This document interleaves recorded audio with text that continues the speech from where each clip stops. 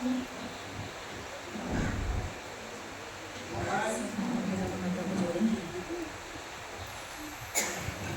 नेत्रों को बंद करेंगे, रीढ़ की हड्डी को थोड़ा सा सीधा करेंगे और परम पिता परमात्मा का स्मरण ओम नमः सिद्धेभ्यः। ओम नमः सिद्धेभ्यः। ओम नमः सिद्धेभ्यः। ओम नमः सिद्धेभ्यः। ओम नमः सिद्धेभ्यः। ओम नमः सिद्धेभ्यः।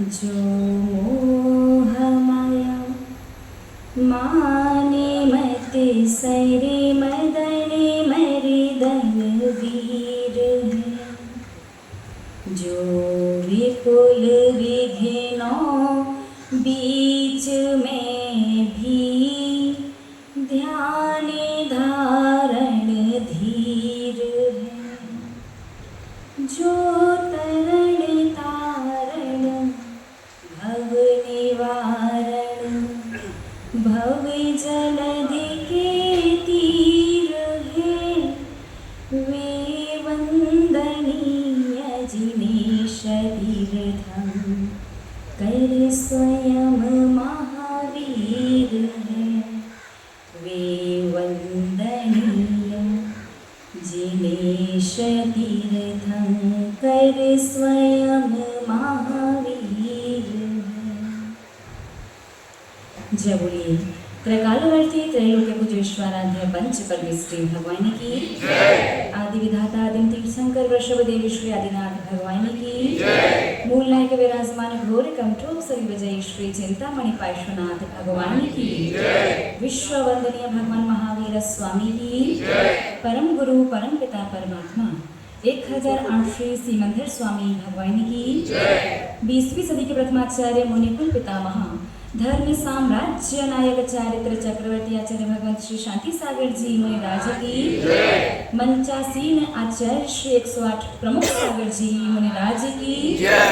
रत्नत्रयधारी तपोधन श्रेष्ठ परम श्रद्धेय परम पूजनीय मम शिक्षा दीक्षा गुरु गणनीयारिका श्री सौम्यनंदिनी माता जी की जय। अहिंसा प्रधान श्रीमद जैन धर्म की जय।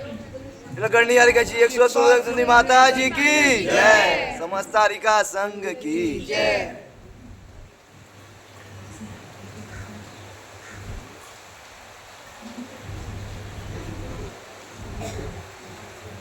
धर्म स्नेही आप सभी भव्य महानुभाव, विगत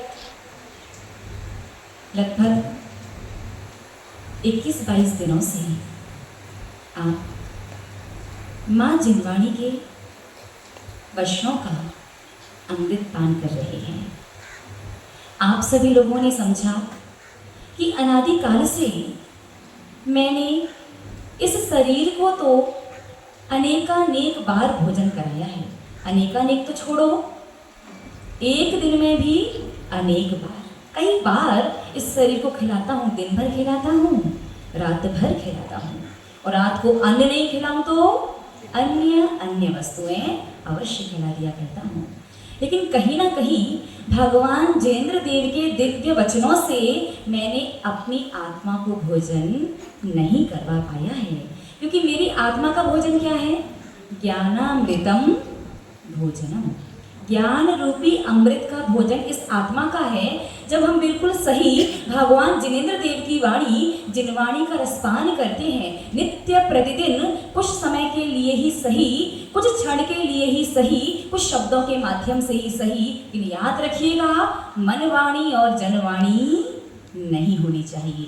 क्या होनी चाहिए? वो जिनवाणी होनी चाहिए जो भगवान जिनेंद्र देव के वचन हैं और हमारे पूर्वाचार्यों ने, आरातीय आचार्यों ने उसे जिनागम के रूप में लिखा हो। उन्हें पढ़ करके, सुन करके हमें अपनी आत्मा को नित्य प्रतिदिन पुष्ट करते रहना चाहिए, भोजन देते रहना चाहिए, ताकि अनादि काल में दुखमय संसार से ये जीव मुक्त हो सके। इसी क्रम में आप लोग समझने का प्रयास कर रहे थे कि जब आप छोटा सा भी परिवर्तन अपने अंदर लेकर के आते हैं तो आचार्य भगवंतों ने क्या कहा है कि कम से कम 2.5 घंटे रुक जाओ और विशेष और सही आगम के अनुकूल परिवर्तन किया तो 6 महीने के अंदर अंदर आप स्वयं देखेंगे कि धीरे धीरे आपके जीवन में आप परिवर्तन महसूस करेंगे और आप देखेंगे कि आपके जो कर्म हैं, अशुभ जो कर्म हैं, वो धीरे धीरे कमजोर हो रहे हैं। आपको उन कर्मों को सहन करने की, बर्दाश्त करने की जो शक्ति है वो आपकी बढ़ रही है और आपका पुण्य कर्म गाढ़ा हो रहा है, उसकी क्वालिटी सुधर रही है। इसी क्रम में आपने समझा देव दर्शन के विषय को कि देव दर्शन जिस दिन से आप 45 दिन के हुए हो, दर्शन तो उस दिन से कर रहे हो, लेकिन अभी तक समझा ना कैसे देव दर्शन कर रहे हो? बस कर रहे हो। तो सही से समझने के लिए पहुंचते हैं पुनः अपने विषय पर। कहाँ पर थे? मन में भावना भा करके जिन मंदिर पहुंच चुके हैं, दोनों पैरों को, दोनों हाथों को अच्छे से धोने के बाद आप जब गेट पर पहुंचे, दोनों हाथों को जोड़ करके, मस्तिष्क को झुका करके जिन चैत्य और जिन चैत्यालय की वंदना आपने की, उसके बाद ओम जय जय जय कहते कहते घंटे के पास तक पहुंचे। 3 बार घंटा बजाया और तत्पश्चात निस्सही निस्सही निस्सही कितनी बार? 3 बार कहते कहते आप जहाँ पर आपको दर्शन करने हैं, जहाँ पर वेदी पर आपको द्रव्य चढ़ानी है, वहाँ तक आप पहुँच चुके हैं और वहाँ पहुँच करके फिर नमस्कार। कैसा नमस्कार? दोनों हाथों को श्रीफल की तरह जोड़ करके और कहाँ पर लगाना है? सहस्त्रार्थ चक्र पर लगाते हुए, मस्तिष्क को झुकाते हुए नमस्कार करना है। और 3 बार नमोस्तु करने के बाद अब प्रारंभ होगा देव दर्शन। यद्यपि प्रारंभ तो प्रातः काल से ही हो चुका है, ये मंदिर में देव दर्शन जो प्रारंभ होगा वो अब नमोस्तु करने के बाद शुरू होता है। नमस्कार करने के बाद आपको अपने दोनों हाथों को कहाँ जोड़ना है? हृदय के सन्मुख। हृदय लेफ्ट, राइट या सेंटर? क्या बात है, आप इतने दिन में भूले तो नहीं है।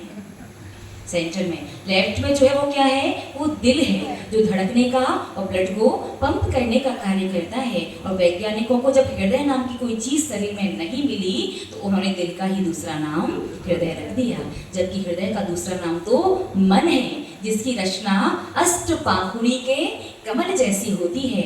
और वो मन की रचना कहाँ होती है?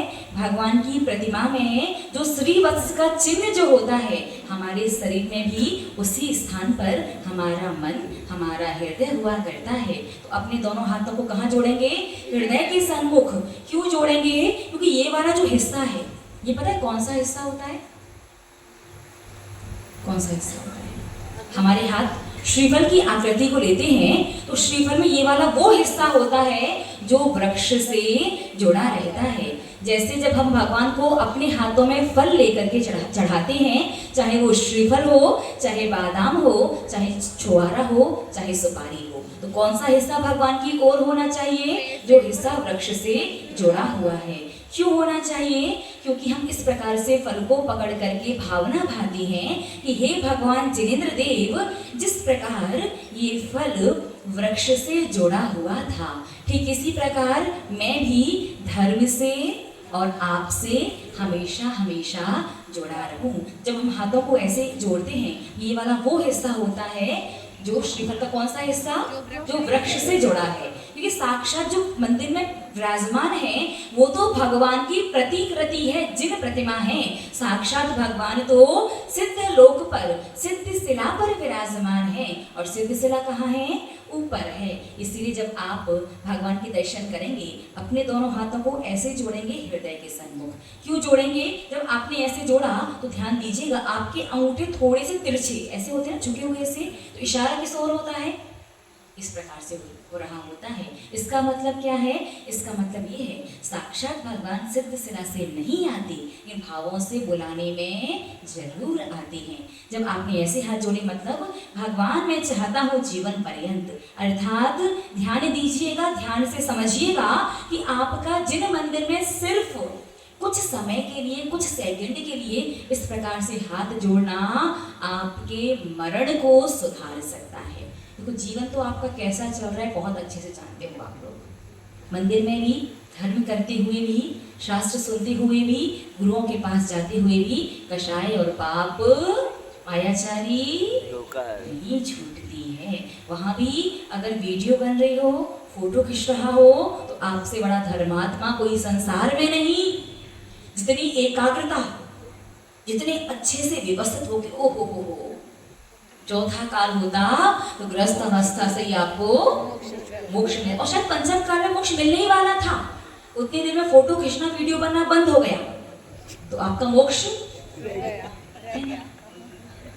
और फोटो वीडियो नहीं हो तो यहाँ वहाँ देखते हुए कौन आ रहा, कौन जा रहा, नीचे क्या है, आगे क्या है, पीछे क्या है, मन चंचल रहता है। बिना स्थिर भावों से, बिना जिन प्रतिमा को निहारे दर्शन होते ही नहीं है आप लोगों के। महानुभाव बहुत अच्छे से दर्शन किए जाते हैं। दर्शन कैसे किए जाते हैं बाद में बताएंगे। उससे पहले आप ये समझिए कि सिर्फ कुछ सेकंड के लिए यदि आप श्रीफल की तरह हृदय के सन्मुख हाथ जोड़ते हैं, इसका अर्थ होता है भावना भाते हैं डायरेक्ट कनेक्शन। कहाँ से? सीधे से।